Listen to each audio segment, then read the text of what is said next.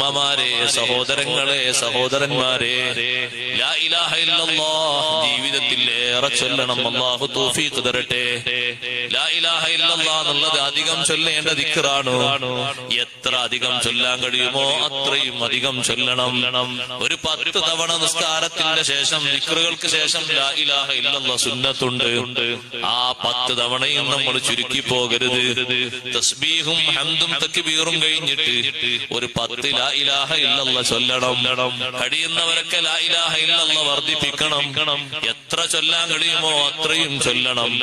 അമ്പിയാക്കൾ മുഴുവനും ചൊല്ലിയ ദിക്റുകളിൽ ഏറ്റവും ശ്രേഷ്ഠതയുള്ള ദിക്റാണ് ലാ ഇലാഹ ഇല്ലല്ലാഹ്.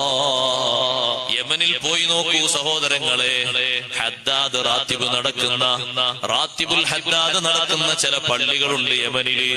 അവിടെ ലാ ഇലാഹ ഇല്ലല്ലാഹ് ചൊല്ലുന്നത് 1000 പ്രാവശ്യമാണ്. 1000 പ്രാവശ്യം ചൊല്ലുന്ന പള്ളികൾ ഇന്നുമുണ്ട്. നമ്മൾ 50 പ്രാവശ്യമെങ്കിലും ചൊല്ലാൻ നോക്കണം. 100 പ്രാവശ്യം ചൊല്ലാൻ കഴിയുമോ അങ്ങനെ ചൊല്ലണം. അതിന് ഇത്ര അധികം സമയമൊന്നും വേണ്ട.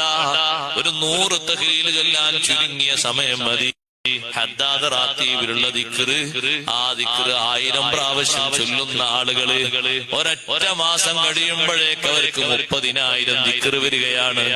2 മാസം കഴിയുമ്പോ സുബ്ഹാനല്ലാഹ് 60,000 ആവുകയാണ്. ഒരു കൊല്ലം കൂട്ടി നോക്കുമ്പോ എത്രയാ ലക്ഷക്കണക്കിന് ദിക്റല്ലേ വരുന്നത്. അവരെത്ര വലിയ ഭാഗ്യവാന്മാരാണ്.